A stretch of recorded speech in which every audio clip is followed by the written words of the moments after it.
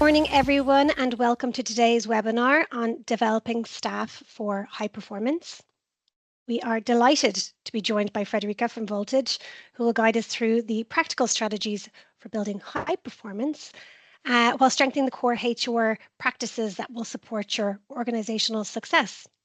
This event is hosted by Bridge Enterprise Centre in Nutgrove. This year, we are celebrating 25 years of supporting local businesses and enterprises. So we currently have about 150 staff on site working in over 20 businesses in the community. So we're really happy to be supporting all the businesses here, both on site and in the wider community in the area. So the next slide, before I begin, I just wanted to highlight our local business association, DLR West. So since establishing in September 2025, we are going from strength to strength. With over 120 members, we are becoming the local voice of the community through advice, through advocacy, and it's just a great place for networking if you're looking to grow your business or meet like-minded people in the industry.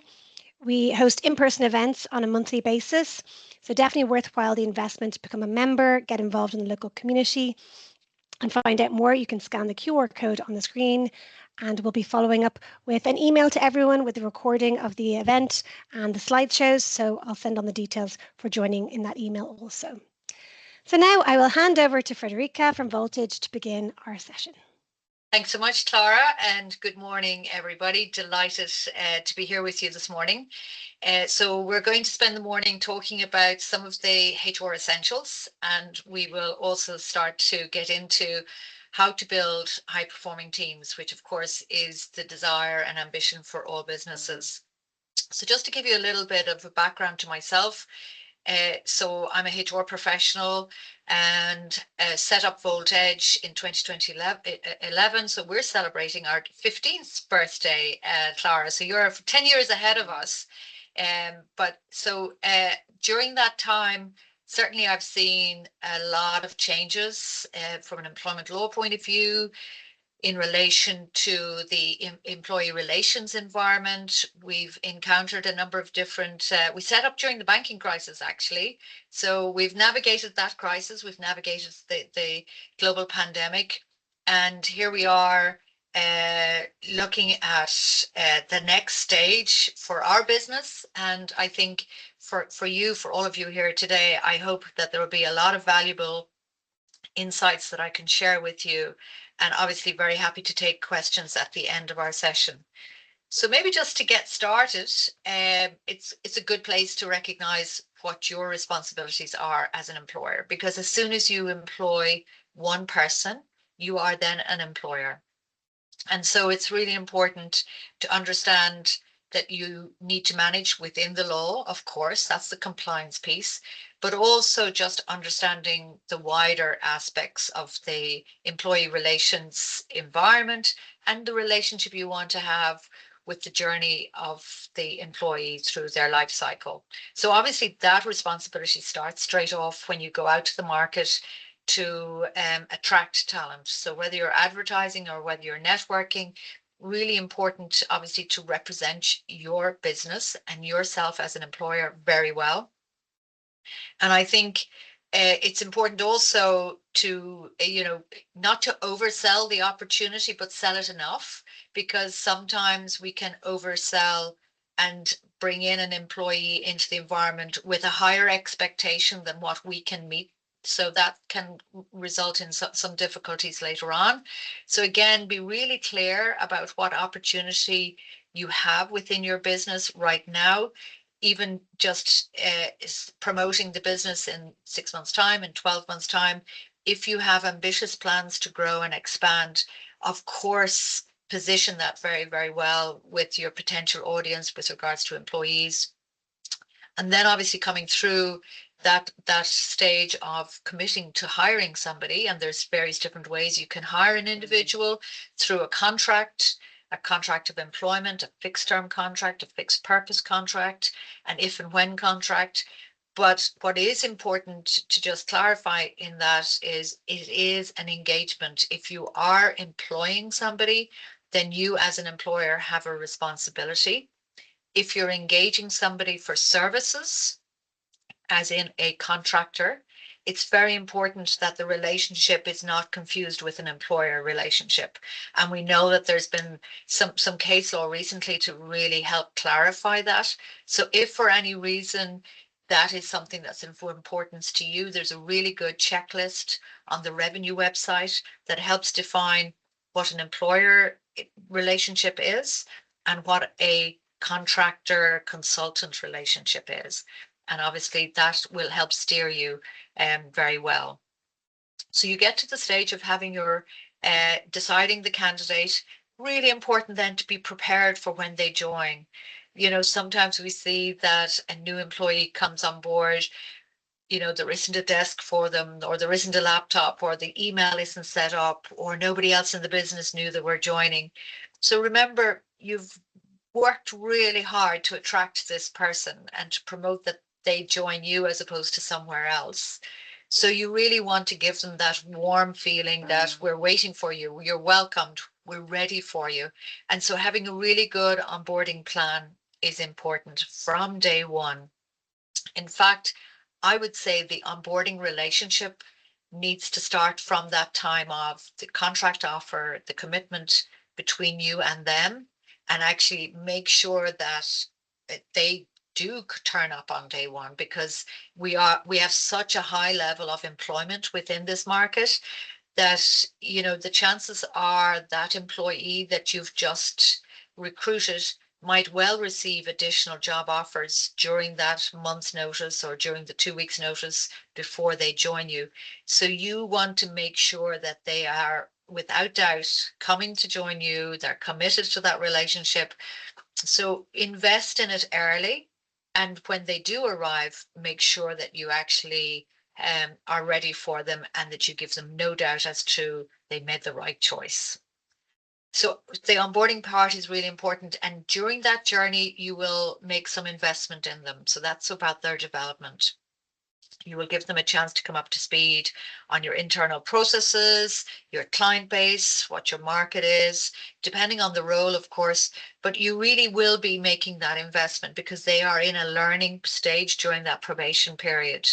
And so giving them that opportunity, clarifying that with them, demonstrating that you are interested in an investment of them so that you want them to grow. And the thing is, if we're not growing and developing, then we're actually standing still. And if we're standing still by the nature of that, we're regressing. And that's not where any of us want to be. So, you know, again, messaging that very clearly to your employees. There are so many wonderful training programs. There are so many channels funding from government to support the growth and development of your people through digital learning, in person, and even just through Bridge network. There's loads of opportunity for you and your people to grow, to develop, to enhance your skills. And that leads us in very nicely into that retain piece, because if the environment is working for you and for them, if somebody is feeling that my employer is invested in me, I matter, I'm clear about my purpose, there's a better chance that they will stay. And you want to keep the talent that is able to contribute to your business. You want to invest in that talent if they have the right behavior, if they're demonstrating alignment with your values and your culture, then they are a valuable individual to you and your business. You definitely want to retain them. And then obviously the final stage of that relationship is through the transition, whether it is through retirement, whether it is through resignation, or whatever other type of exit might become relevant in the relationship. That's okay too, so long as we manage it very well. And there's lots of stages and policies, procedures, employment law to actually give you good guidance around that. So right now, I'm just going to ask you about, we're going to go into our first poll, Clara. We're going to talk about, I'm just interested to know from you here today, how many employees you currently have and what your level of responsibility is right now. So if you can just set up that poll, Clara, that'd be great. Yes, so if you can put into the questions and answers section, how many employees do you currently have? So 1, if you've got less than 5, 2, if you've got 5 to 10, or 3, if you've got more than 10 employees in your organization. That would be great. And while we're waiting for that to come in, Fredericka, you mentioned some really interesting points there. Stay competitive. There's so many people that are obviously in multiple stages of the employment process, and they obviously have their preference, and that preference is because they were having a good experience. They felt like they were wanted in the organization. Perhaps the organization has a good reputation. So all of these things are really important when you are during the hiring process. So I think it's really, really good point there. And Yeah. we're starting to see some answers coming in. So mostly we have 2, which is 5 to 10 people. So we're Yeah. mostly quite small organizations. Yeah. We've got 1 or 2 people that have less than 5 and more than 10, but mostly 5 to 10 people in their organization. Yeah, so that in itself is a huge level of responsibility. So you're managing the business and you're managing your people. So managing people is a difficult job. And so one of the things obviously you want to know more about is managing within the law. And so there are over 40 pieces of legislation that apply to you with regards to employment law, health and safety, data protection, and natural justice. So it's hard for you to be an expert on all of those areas. And if for any reason something happens, so there is a bump in that relationship or you don't always get it right, the thing is, there's a lot of forums where your employees can seek to get the issue addressed. But we would encourage, obviously, that you address issues internally through your internal policies and procedures, and I'll talk a little bit about that. But if an issue goes externally, these are some of the state-related forums where employees can actually seek to get a matter addressed. So, and obviously that's an added layer, but it's an entitlement that any employee has, and it helps maybe clarify the situation. But I think definitely it is to be encouraged that you address internally first, so that employees don't need to seek the supports of the state in relation to workplace commission or labour court or whatever. Okay, but obviously early intervention through mediation can be very, very powerful, and that is something that is available to you as an employer, so long as you can get the commitment from the employee as well to participate in it. So I'm just going to quickly take you through some of the highlights of the employment law that we see this year. So you would have seen, obviously, auto enrollment became effective from January 1. So that applies to all of you. Minimum wage, I'm not sure if that's applicable to you, but minimum wage has been reviewed on an annual basis. And so there is a desire to move that to a living wage, which is, again, a higher level than minimum wage. So again, there's conversations happening around that. That's obviously very important to you in relation to your business and how you actually budget for your staff. Statutory sick leave, as you know, is in place, and it remains at 5 days over a 12-month period, where the individual can be paid 70% of their daily rate, but it's capped at 110 euros per day. Now that 5 days applies whether the individual is part-time or full-time. And then the other thing that is coming up in June is the EU pay transparency. So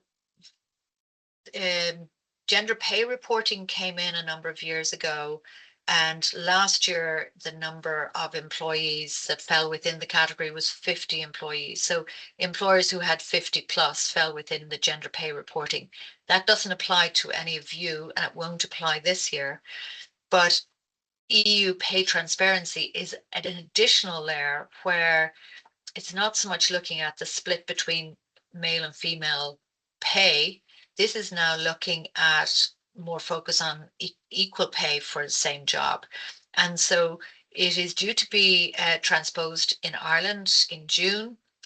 There's a lot of conversations at the moment about whether that's feasible, because we're waiting on a lot of details. So this is an EU directive, and right across the EU, other countries are working on this right now.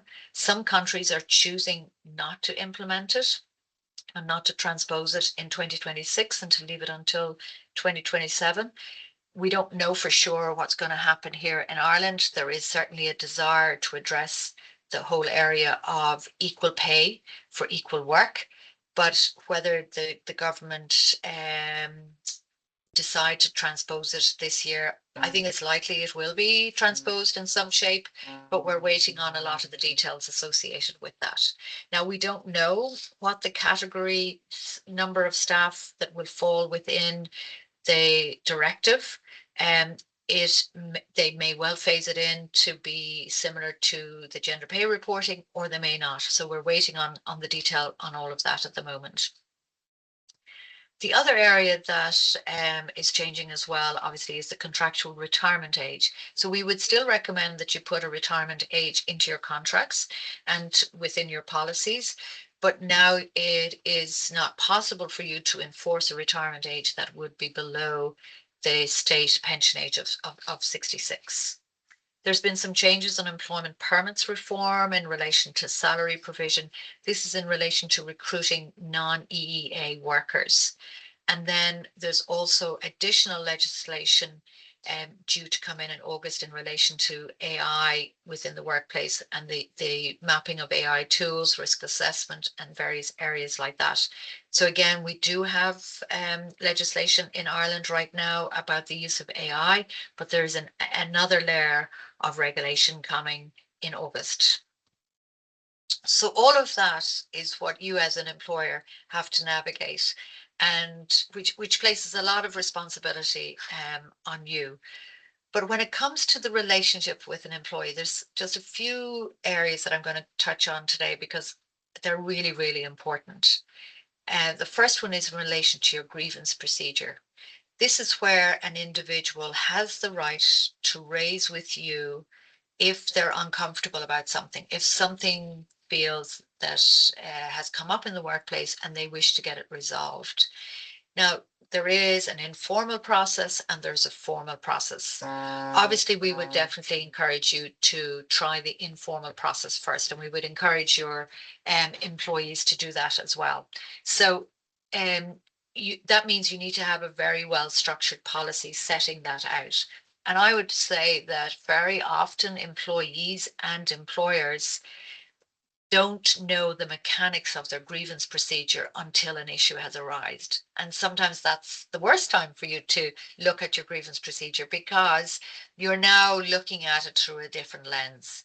So again, I would encourage you, this is one of the policies that you should share with employees when they start. There is a list of essential policies, but this is certainly one of them as part of their onboarding, so that you're clarifying what your company position is, what your policy is.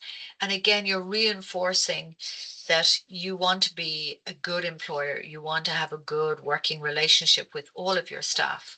And so this grievance procedure is in place should a situation arise that an employee needs to avail of it.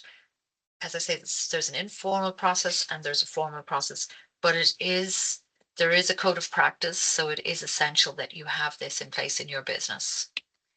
The second process that I would like to bring to your attention is the disciplinary process. Again, this is one of the essential ones. And this is a mechanism to deal with either unacceptable behavior or conduct or misconduct or performance. Again, very, very clear process that needs to be followed. And I would say, again, this is one of the ones for you to be familiar with before you need it, and for you to communicate it to your staff. Because when you get to the disciplinary process, it means something has broken down somewhere. It doesn't mean that the relationship between you and your employee is affected, but it might be between you and their manager, depending on the size of your organization. So you want to be comfortable that you know how to use and apply the disciplinary process. And remember, you can't be judge and jury in this area. You need to step back. If you're the CEO, if you're the managing director, you might need another layer to deal with it so that the employee has the right to an appeal if there's any disciplinary process commenced. You need to make sure that you are following your procedure, your internal procedure, and that'll be well documented. But again, this can, the reason why lots of cases end up in the WRC is very often that the disciplinary process has not been followed correctly. And it's not so much that the cause for the sanction is undervalued, but the employer sometimes is penalized because they didn't follow the process. So that's a really, really important thing for you to remember. It's not that the adjudicating officer isn't necessarily going to say, well, you had the right to take action. What they're going to look at, did you have the right to take action, and did you take action correctly following your disciplinary procedure? So that's a very important one. The other one that I want to draw your attention to is the prevention of bullying and harassment within the workplace. So again, that means you need to have a very clear dignity at work policy. You need to be very clear that there is a zero tolerance for any form of bullying and harassment, and to differentiate between what they are. Bullying is classified under the code of practice to be repeated inappropriate behavior that undermines an individual's dignity. Harassment, however, is any behavior that's linked to the discrimination grounds, and I'm going to talk to you about that.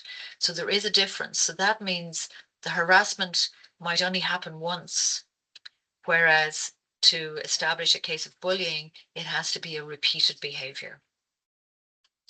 So under dignity in the workplace, this is where the equality legislation comes in.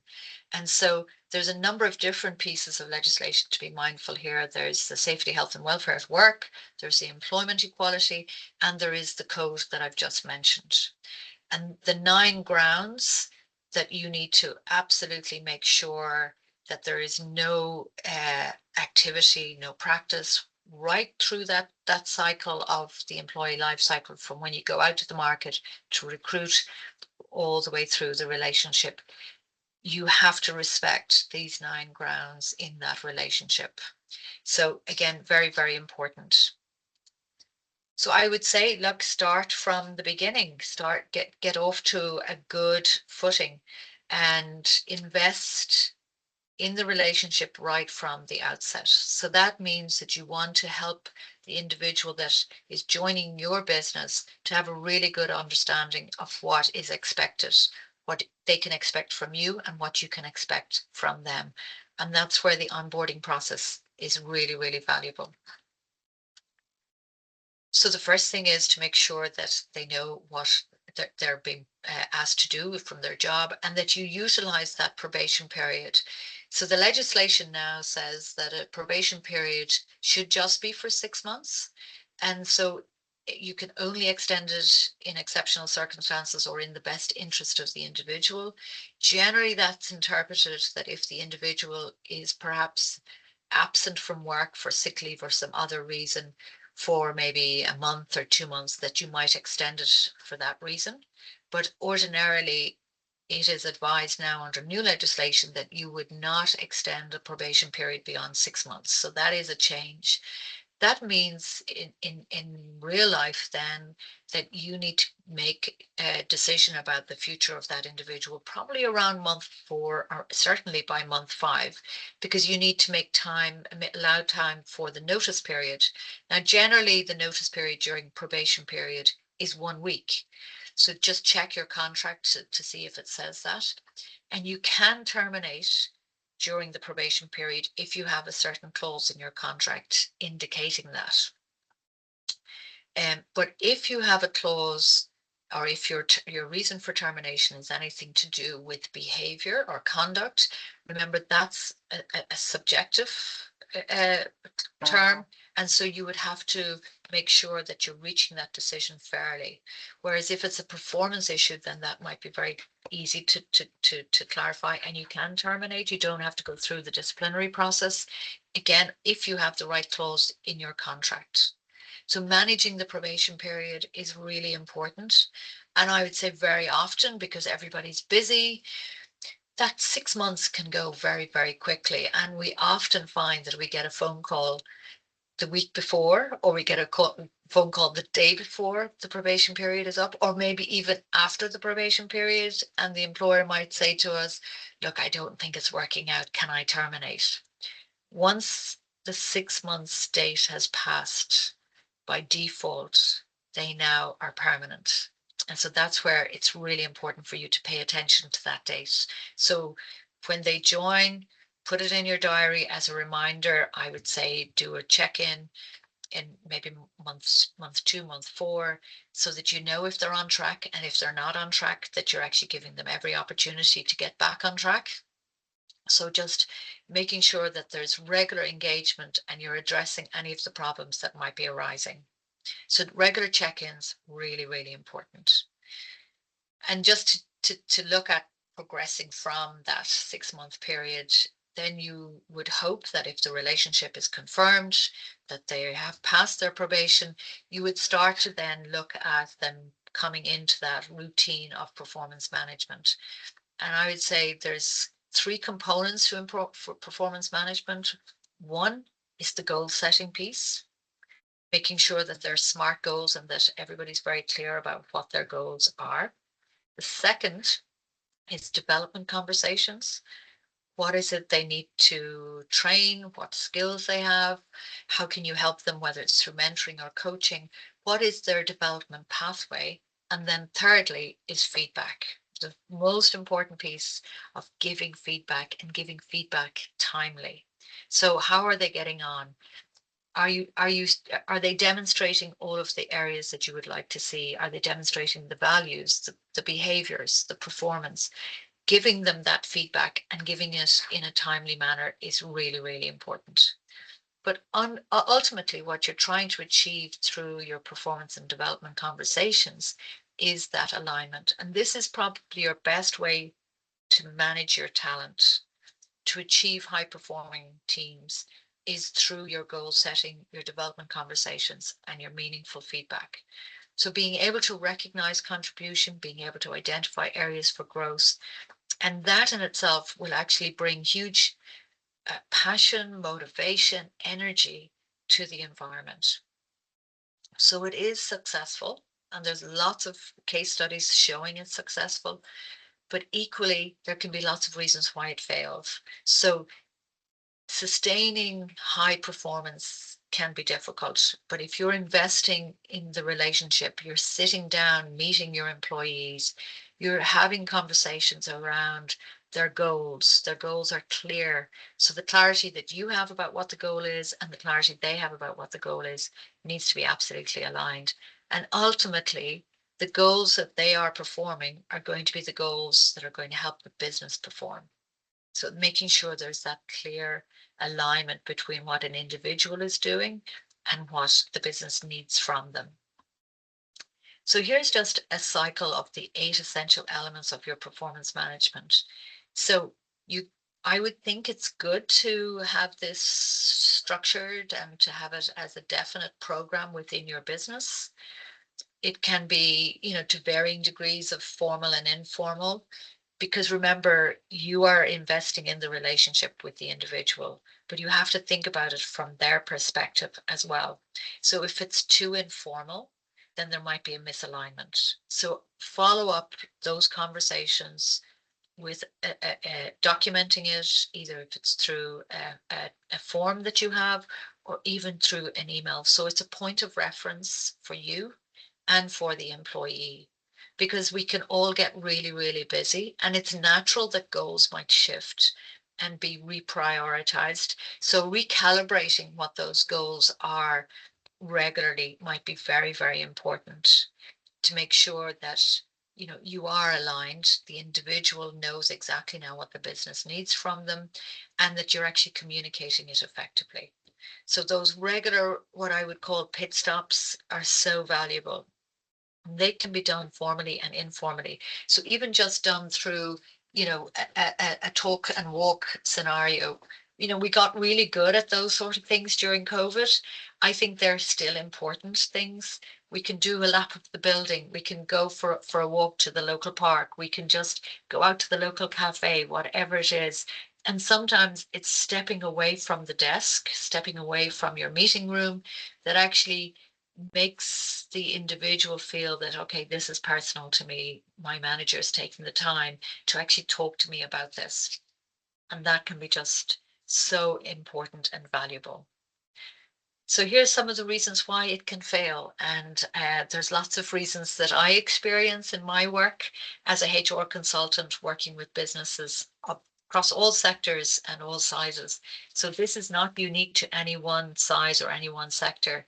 There's lots of reasons why this can be an unsuccessful process. And I have yet to find an individual, be it an employee or a manager, who just loves performance management. And yet, we would say it's one of the best tools you can use to actually investing in your people, in developing high performance. So why is it that it fails? Well, a lot of it comes down to that misalignment. They can't even get a sense of what the purpose is. So the goals don't match what the business needs, or the goals don't match what you think that you have communicated to the individual. So communications, as you know, is underlying all of these critical elements. And what you believe you've communicated may not be what the individual heard. So again, that's where a follow-on through an email or documenting it into a form can be very, very powerful. Sometimes we see conduct, we see behavior, or we see poor performance, and we decide we're not going to face into it, or we're not going to handle it, or you hope it'll get better itself and you're not going to make it a big deal about it because you fundamentally don't like conflict and you're afraid if you have the conversation, it'll lead to conflict. That is probably not the right strategy. And I'll tell you the reason for that is others who are performing, who are behaving, and who are going the extra mile, if they see a member of the team not getting addressed when their performance is poor, when their behavior is poor, they're reading that you're accepting it and that you're saying it's okay. And I don't believe that's what you want either. So that's early stage intervention about feedback, really important. There's no reason for it to get contentious if you step in, give meaningful feedback at the time something is demonstrated, or you see something happening, or somebody's attendance is poor, their timekeeping is poor. They will continue to do that unless you tell them it's not appropriate. And again, for the person who comes in early, that can be really frustrating and upsetting because you're tolerating something other than what's appropriate. So these are just some of the reasons, and I'm sure you can relate to some of these yourself. Right now, maybe you're the manager managing people, but remember back to the day when you were being managed, you might have experienced some of these things as well. And of course, investing in your people is not just about the process. The process is very important, but it also is about the relationship and the communications and investing in the development and growth of your people. So all the research will indicate that people will stay if there's a compelling reason to stay, if their fundamental needs are being met. So they understand that they matter, you're interested in them, if they are clear about their purpose, so they know what they're here to do, and they're getting feedback, they're getting challenging work, they're getting stretched, they're getting invested in, and that their employer is interested enough in them to develop them. And developing them comes in different ways. It comes through, developing their skills, their capabilities, but it also means investing in reward and recognition, paying them competitively, recognizing when they've done something. And it doesn't always have to be monetary. So building a strong, motivated, engaged team doesn't happen on its own. You need to be focused on it. It needs to be a priority for you, and you need to establish the structures and the working models that will actually create that. And of course, our workplace, how we feel, our mental well-being, all very, very important. So having a good level of workload, enough to challenge us, but not enough to overwhelm us. Being a good role model yourself. And I'm sure all of you are really, really busy. I'm sure all of you work more than a 40-hour week. So, recognizing when maybe there's some early warning signs and having well-being conversations so that, again, you're taking care of the people who work for you, because if they're valuable to help your business achieve what it's setting out to achieve, then you do want to retain them. You do want them to come to work and be at their best and not to be afraid to ask for help or support. So when it comes to retaining your people, managing talent, there's a few specific areas that are worth establishing within your business. So look at the compensation you're offering. You don't have to be the highest paid. You don't have to be the lowest paid, but you have to pay competitively, and looking at what that looks like. And compensation is obviously salary, it's bonuses, it's discretionary reward, it's maybe benefits. So there's a number of different things that fall within compensation. So look at what is your compensation proposition to your staff, and are you modeling that on a fair and equitable way? And the EU pay transparency is going to be looking at this in an awful lot more detail. Also look at reward and recognition. Are you rewarding the right things? Are you recognizing the contributions, the efforts, the conduct, the behavior, all of those things that are going to help your business to be successful, going to help you create the right work environment where people will flourish, where people will want to stay, and they will really come to work and perform to their best ability.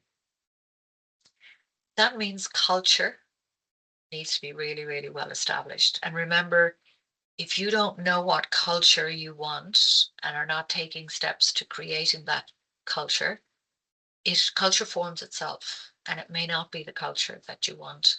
And I'm sure you've all heard of cultures being described as toxic, or a blame culture, or an unsupportive culture, or just low margin culture. Whatever it is, that is not how you want your culture or your business to be represented. And remember, culture just means how we do things. So think about the type of culture you want in your business, be able to actually write it out, be able to actually articulate it, and then think about, how would I demonstrate that? Or how would I see others demonstrating it within the business? Do you have a set of values that are principles that you lead out from, that you expect others to bring with them when they're working with you? Again, lots of businesses can spend time printing these out, hanging them on the wall, but unless they connect with people, and unless they relate to how things are done here within this environment, then that's all they are, is a painting on the wall. Performance management, as I say, is a really, really valuable tool, but you need to make it work for you. There's some core principles around it, and I think it can be very, very effective. So use it depending on the size of your organization.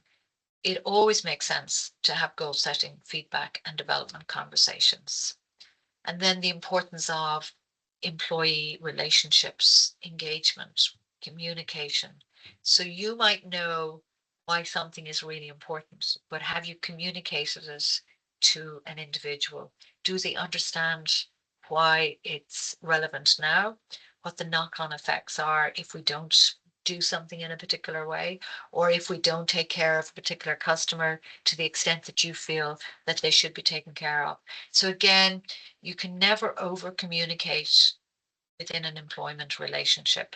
Very often, the reason relationships break down, or the reason issues arise, is down to maybe poor communications. So again, I would say definitely place emphasis on the importance of regular communication, and not overdoing the content or the complexity of the communication, but just keeping the channels open, and creating that environment within your workplace where people who come to work with you, they have an opportunity to progress because you invest in them, you're interested in their growth and development, and they can actually build careers with you.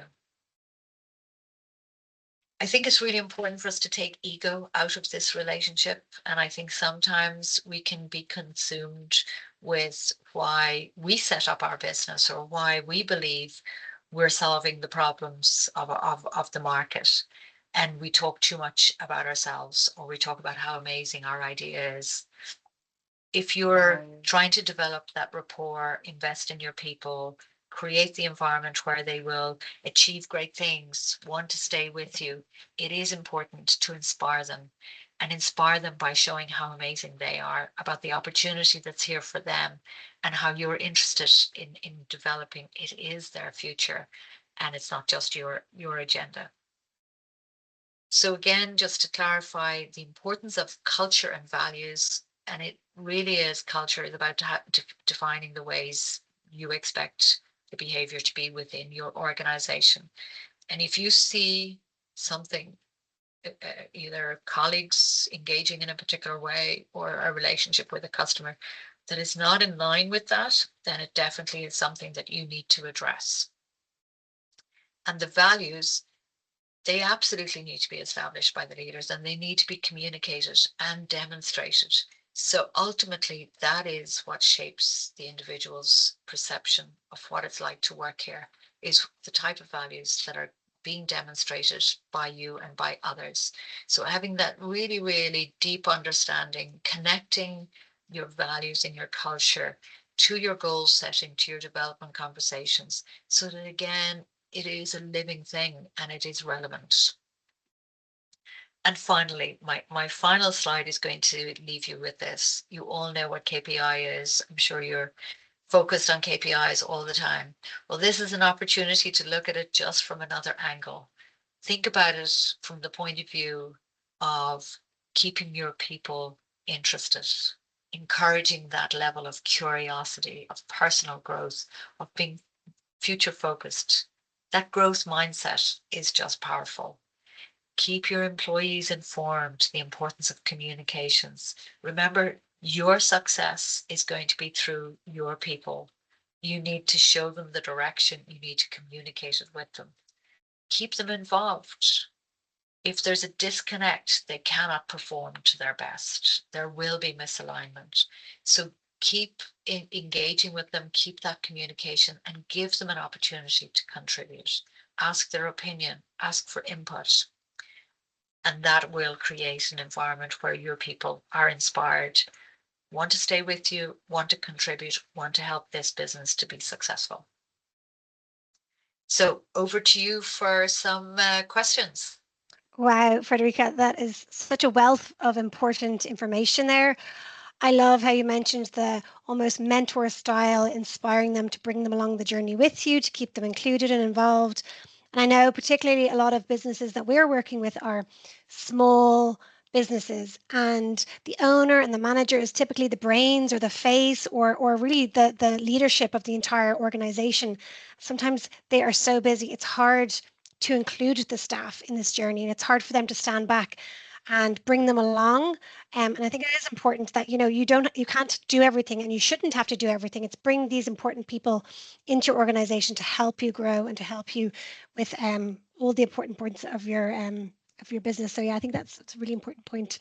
We have a few questions that have come in, so Okay, I'll just great. call them out to you. So firstly, if a business wanted to do an audit on how their HR structure holds up, is that something that you can provide, or where would they go for that? Absolutely. We have a really nice tool that is a HR health check. And we can provide that for you. We give you a really comprehensive report, and then we sit with you and we actually talk about what, it's kind of like a traffic lights, what's green, amber, and red. The red, obviously, you need to work on. So it looks at your compliance as well as good practice. And it really helps you build out a body of work that is important for your business, and actually de-risks you as well. So it's a really nice tool, and we'd love to talk to you about it if anybody wants to reach out to us. Yeah. Brilliant. Another question is there somewhere owners can access what competitive compensation looks like? So I know previously a pension was seen as a perk, and now obviously it's a legal requirement. So I'm sure there's a little bit of restructuring in what a competitive package looks like. So where would they go for that information? Yeah, so we often do some benchmarking exercises for our clients. So there's a number of different areas to look at the data, but I think what's really important is that it's proportionate to you. So you're trying to benchmark yourself against similar businesses within a particular market. So there's no point in you trying to benchmark yourself against a big global company or against, a business that has, 500 people. You want to do it that's proportionate to you. There is some data, obviously, just if you look at, there's some very good salary surveys. Morgan McKinley does a very good industry and market analysis, but there's also a number of other data points that you can look at. And as I say, when we're conducting benchmarking exercises, we try and make sure that it's focused on your sector, your size, that it's relevant to you, and that you can evaluate a number of different components to what compensation looks like. It's not just salary, there's a number of other elements included in that as well. Absolutely. I know some huge organizations may offer unlimited annual leave, whereas you can always offer that flexibility and trust in saying, if you do need to take time off, we'll support you, but it doesn't have to be an unlimited thing because not many companies can support that. For that. Um, I see another question in here. It says, I feel like our staff might have a low level of commitment and we are faced with absences with no warning. How can I encourage a better communication or mitigating that?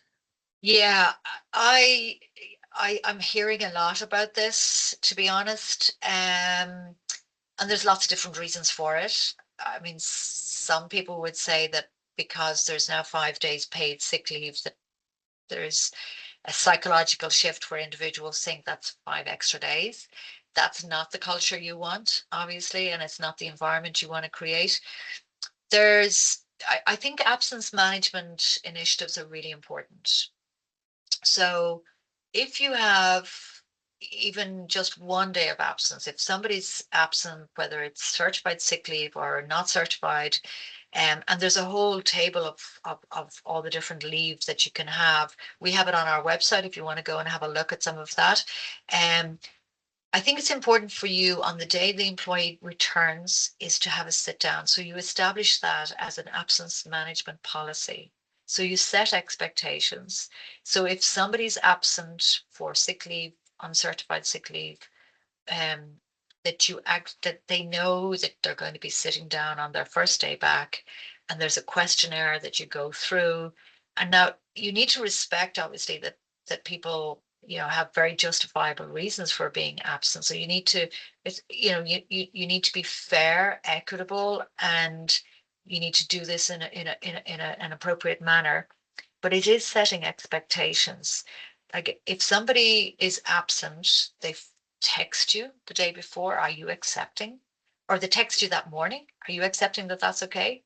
If you don't have it set out in an absent management policy, if you haven't communicated that, then you're getting frustrated, but maybe they don't realize that there's anything wrong with that.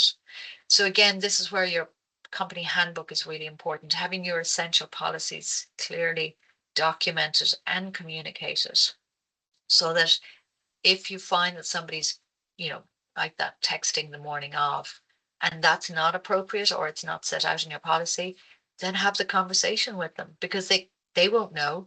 You'll get more frustrated and that'll actually break the relationship.